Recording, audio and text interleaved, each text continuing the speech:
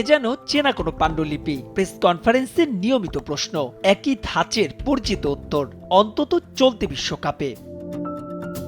শ্রীলঙ্কার বিপক্ষে ম্যাচে শুরু সবশেষ অস্ট্রেলিয়া। এক নেদারল্যান্ডস ম্যাচেই কেবল একবার 150 কোটা পার করতে পেরেছিল টাইগাররা। পূর্ণ স্বাধীনতার পরেও ব্যাটসম্যানদের ধারাবাহিক এমন ব্যর্থতার কোনো ব্যাখ্যা নেই কাপ্তান নাজমুল হাসান শান্তর কাছে। ব্যাটসম্যানরা কেন পারছে না তা বলা মুশকিল, কেন হচ্ছে না সে প্রশ্নের উত্তর আমার কাছে নেই। সবাইকে পূর্ণ ব্যাটিং স্বাধীনতা দেওয়া হয়েছে, কিন্তু শেষ পর্যন্ত কিছুতেই কিছু হচ্ছে না। অস্ট্রেলিয়ার লম্বা ব্যাটিং লাইন আপে কোনো রানই সেভ না। তবুও স্যার ভিভিয়ান রিচার্ড স্টেডিয়ামে টাইগারদের স্কোর অন্তত 160 থেকে 70 হওয়া উচিত ছিল। শেষ পর্যন্ত কেন হয়নি তার ব্যাখ্যাও দিলেন শান্ত।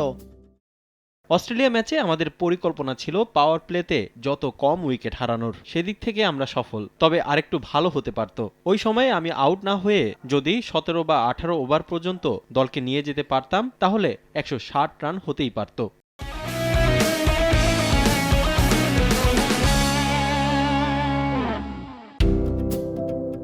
এখন পর্যন্ত টুর্নামেন্টে যে টিকে আছে বাংলাদেশ তার নেপথ্যের অনুঘটক বোলাররাই। তবে দিনকে দিন তাদের কাজটা কঠিন করে দিচ্ছে ব্যাটসম্যানরা।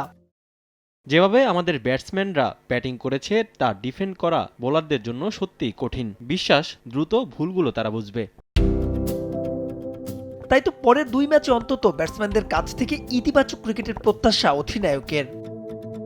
মাহবুব রিমন, সময় সংবাদ।